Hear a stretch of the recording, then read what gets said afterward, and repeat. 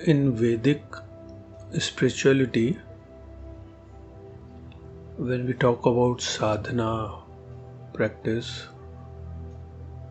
three words are prominently used. One is Pran, second is Urja, and third is Chetna. So if we translate them in English, roughly if we say, Pran is translated normally as breath, but it is more than breath, it's life breath, life-giving breath, one can say. Urja is energy,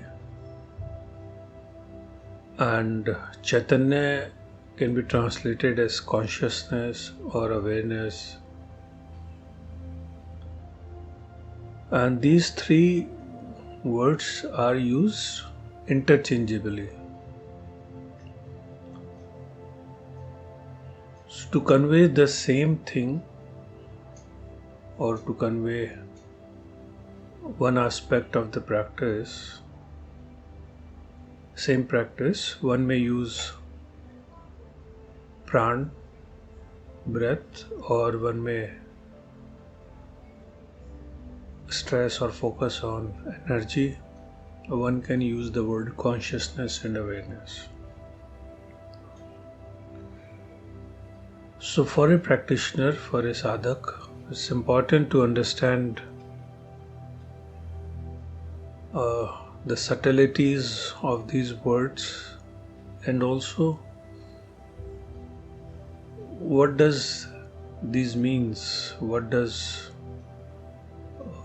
the different levels of these terms, these words, when we use in practices, in spiritual practices. So it is important to understand these three terms because clarity can help in the practices, sadhana. What happens often, one may understand in terms of pran, or one may understand in terms of energy, or one may understand same practice in terms of consciousness. Or someone may guide that, okay, you focus on your pran. Someone may say that transformation of energy, or someone may say that focus on your consciousness. Watch, witness through your consciousness. Be aware. We need to understand that with every word, when we talk about consciousness, somewhere we are also talking about pran, and we also talk about energy, transformation of energy, subtle energies. Similarly, when we talk about energy, somewhere consciousness is also connected, somewhere pran, life is also connected. So it's important to understand different levels and the connection between these three. For a practitioner, when one tries to practice something, do some sadhana, so first we will try to understand pran. So how it can be perceived, understood. Otherwise, we need to understand that every word has different levels, because otherwise what happens, one may assume and one may believe that it is only one thing. If we talk about pran, often one just focus on breath, saans, in Hindi what we call as saans, saans aa rahi hai, saans ja rahi hai, to breathe in and breathe out. But when we talk about pran, it is not limited to just breathing. So as a practitioner, as a searcher, as a seeker, as a sadhak, one has to explore. One has to go deep into the meanings of the same word. So when we talk about Pran, so one may try to understand what does it mean, in the sense that Pran is the life-giving force, or Pran we can say is the life itself, life force. So it simply can be said that one is alive if one has that Pran. If one has life energy, life force, then only one is alive. Otherwise, one is dead or one is not there. Pran is there, that's why one is called as prani. Because life energy is there, that's why one is called as living being. So what is it that which gives life, which if one has that, then one is alive? So that is an exploration. So when we talk about Pran, we just not simply say breathing, although external expression of Pran is breath. We say that if one has the breath, then one is alive. So this is just an indicator, this is just a symptom that one is alive, so that person must be breathing. But when we explore spiritual dimension, we also try to see beyond. What is it that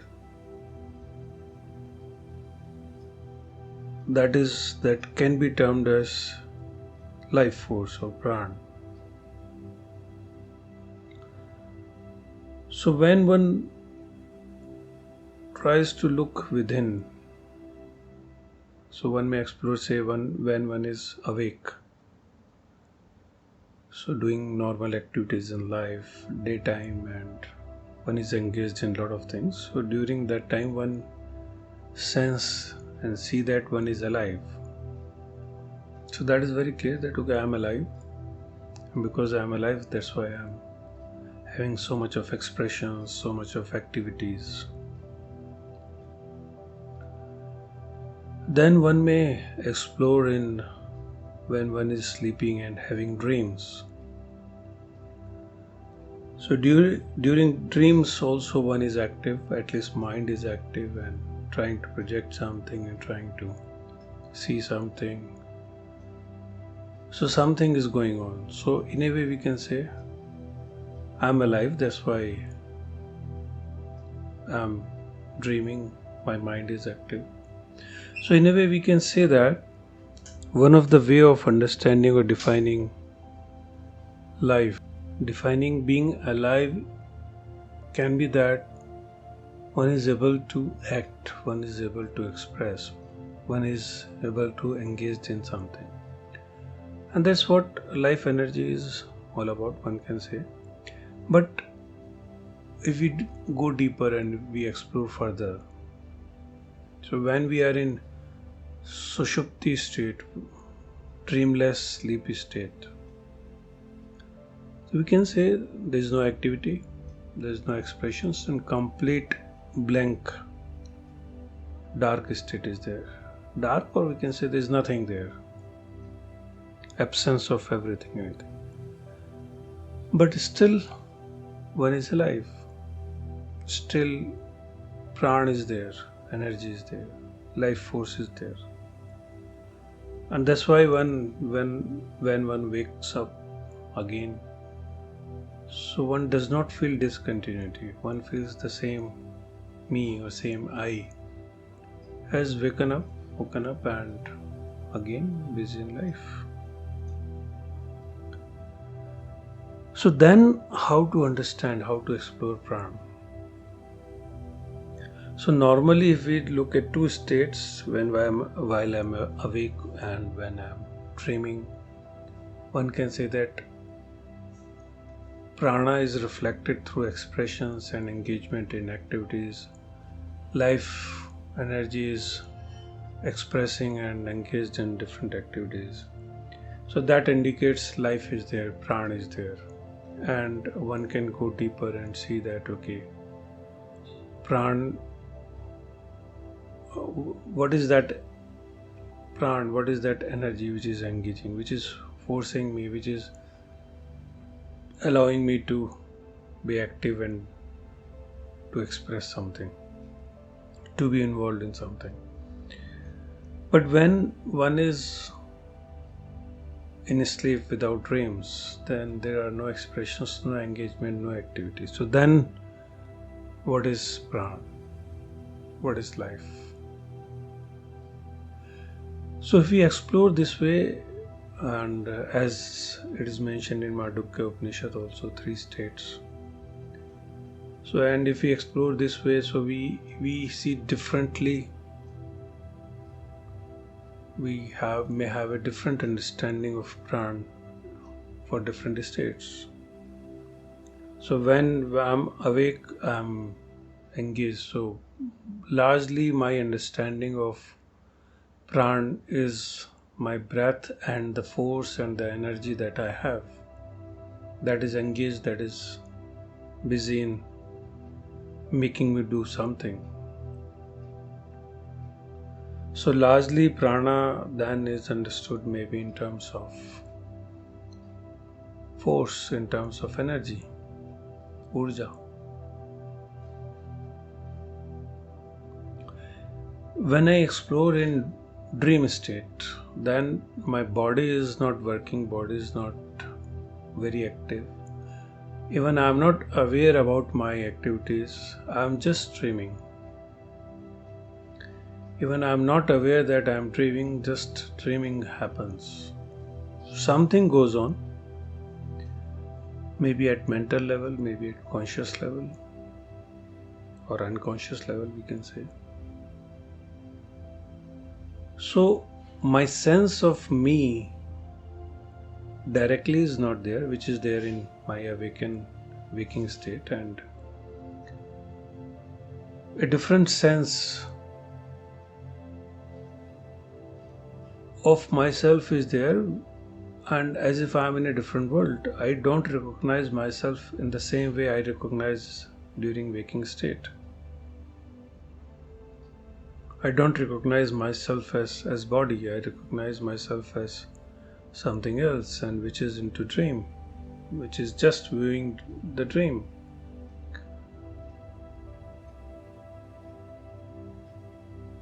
So then, what is prana? Then what is life? What is the life energy? So if we see, there the life is expressed through dreams in a way.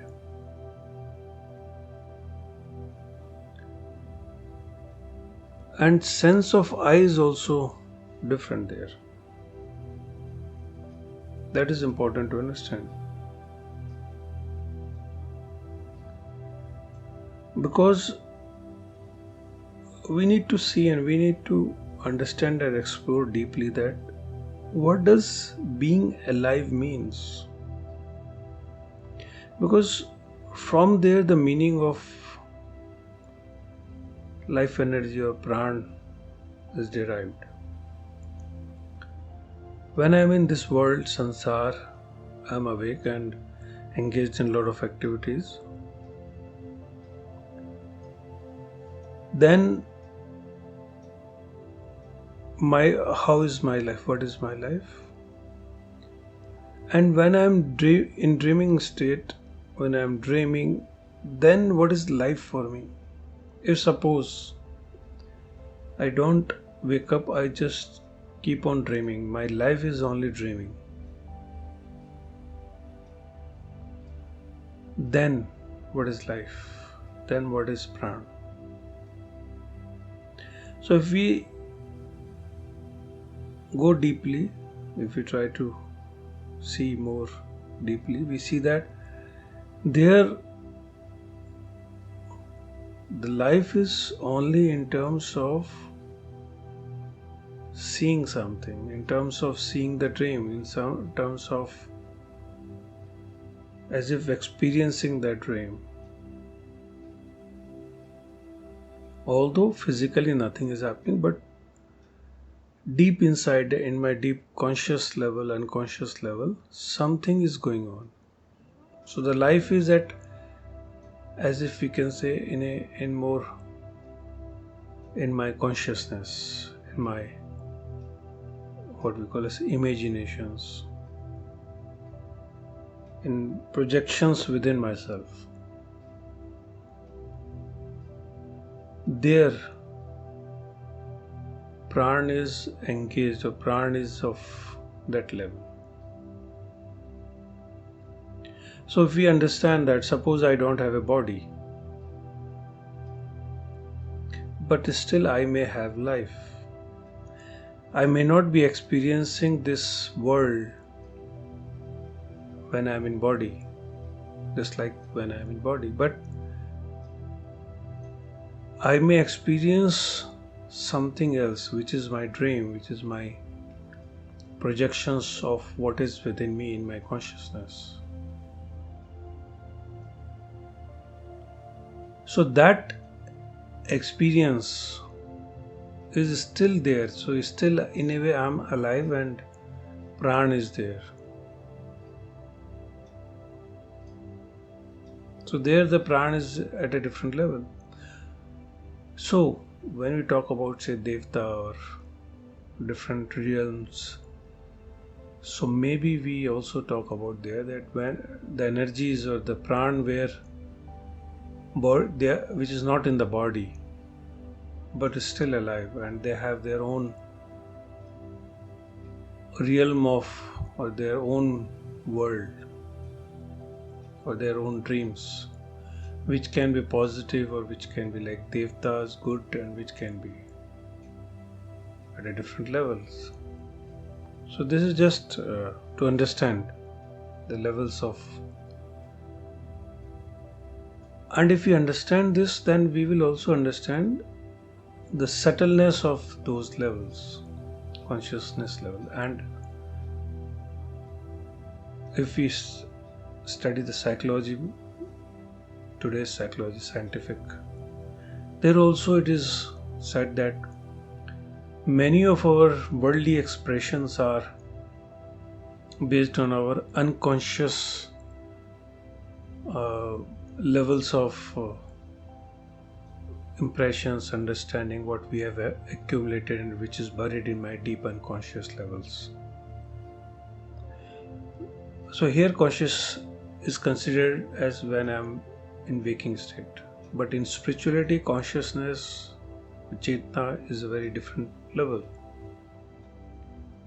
At worldly level I may be unconscious, but I may be conscious at a different level. Like in dreams, I am conscious towards my dream.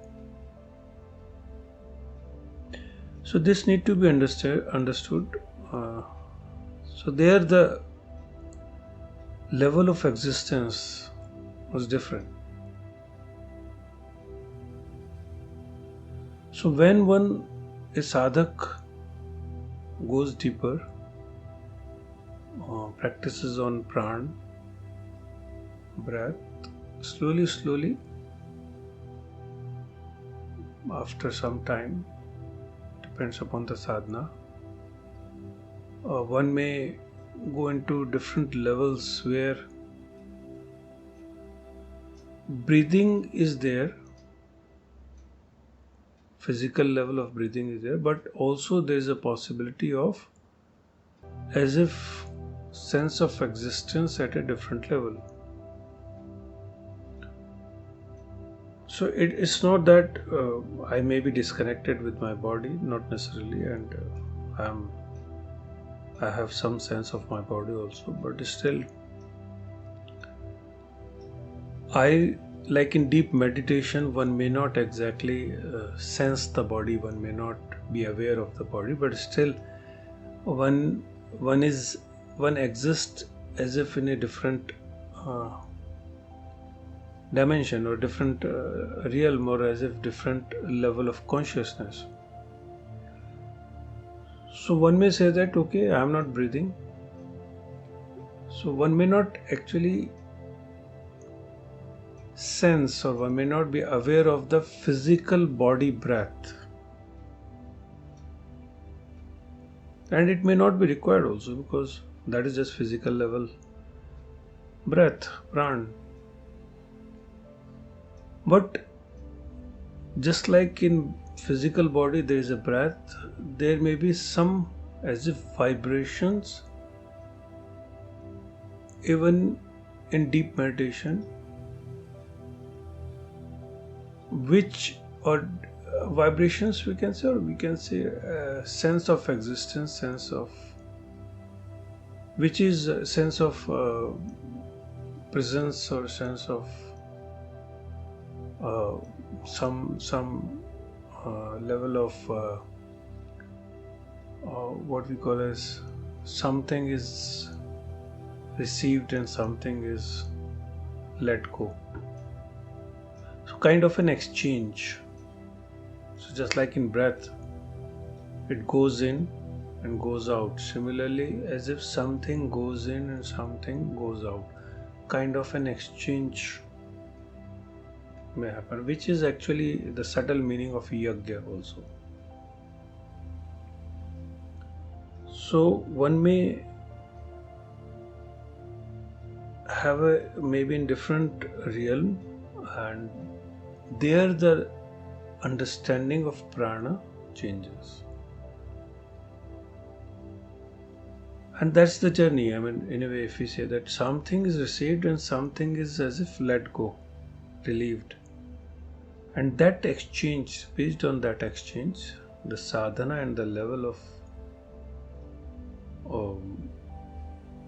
of existence may change. So this may be understood, and that's why we have very, very important word, pranayam. So it's, if we break it, pranayam, that is dimensions of pran. So normally pranayam is understood as some yogic practice in which we just focus on breath or different types of breathing exercises, etc. But if one looks and goes deeply into the meaning of pranayam, it's different dimensions of pran. And dimensions means different levels of existence and the prana in those dimensions in a way. So when a sadhak goes deep into pranayam in actual sense, one may go deep into the level of existence, level of life, and there what does prana mean? What kind of exchange goes on, which keeps that life alive. So that's why often in different religious understanding it is said that even after death there is a life, one does not die. So one still exists but in different realm. So bodily experiences and expressions are not there, but something else is still alive, and the prana is at different level there. So there, if we understand, so one, the part of understanding in terms of dhyan and meditation is to, if one can as if experience those dimensions of life, those pran ayams, dimensions of prana, ayam of prana, pranayam. So one can as if go into different levels. One can as if move from one level to another. So this principle need to be understood in a way, I mean as a direction in practice, as a direction sadhana. And that's why if we in this Hindu, this Vedic Pran and Kathas, stories, we have Narad Muni. He can travel in different worlds, different lokas. So that is a very important indicator that there is a possibility of traveling as if in different lokas, but one need to understand prana. So if one understands, then one, and if we practice, if one goes deep into prana, exploration of prana, then one can start to. So this is a kind of a theory, we can say. We may not have experienced. Any one of us may not have experienced, but this is direction, and one can experiment, one can explore, and it may be true for me, it may not be true for me, and one has to see for oneself. But theoretically, this may be one understanding, and if it's like a map, one may find it accurate, and one may find in his or her own journey that okay, there may be some deviations. My understanding from the map is different from the actual journey. So all these are just indicators, and one has to explore oneself and see within oneself what is true for me. And what is direct experience, what is true for me is the reality. So these are just indicators to a practitioner, a sadhak, and if it helps, it is good. Otherwise, one can experiment and find out at least that it may not be helpful, then one finds that okay, now I look for something more or something else.